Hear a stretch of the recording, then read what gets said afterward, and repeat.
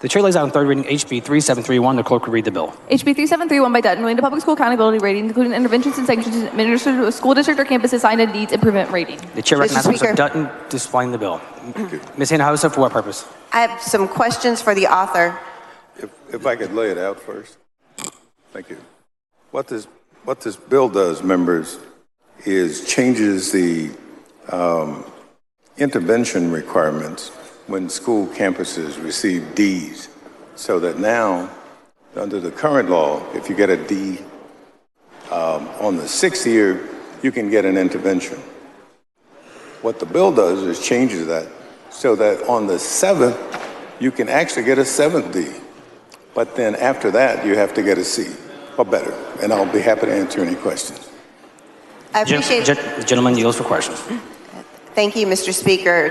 Chair Dutton, I appreciate that explanation. I'm trying to understand this bill. My concern comes from the reliance of our accountability system on the STAR test. And I know you and I have had discussions about how we're not sure that's an appropriate test to be actually measuring student performance or progress.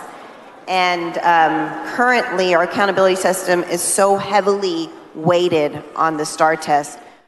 So hence my concern, and it sounds to me like what you're doing is saying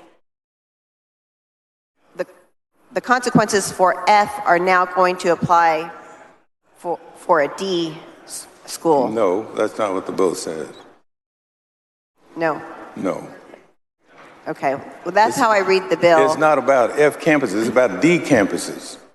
It's about when a campus can, when TA can intervene. But since you brought that up, we really don't have an accountability system now. So it really doesn't matter.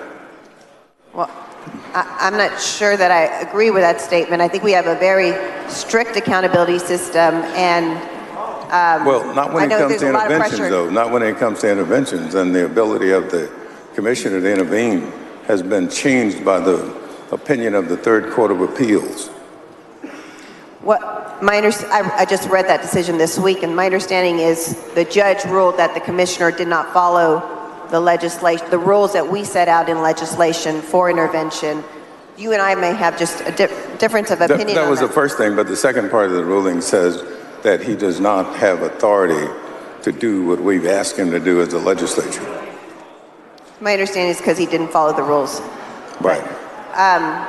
So anyway, I just wanted to, I saw that the administrators are against this, that Raise Your Hand Texas are against this bill, teachers groups that I rely on for feedback, teachers groups. So, well, I hope you don't rely on them exclusively.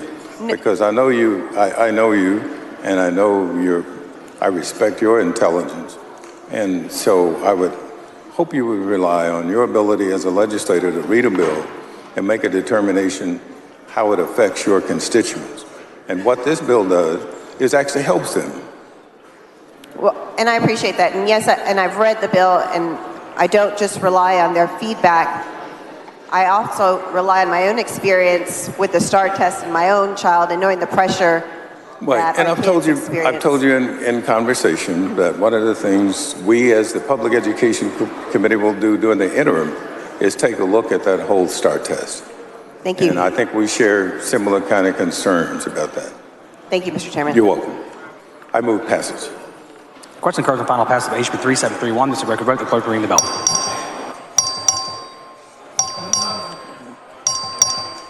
All members voting. All members voting.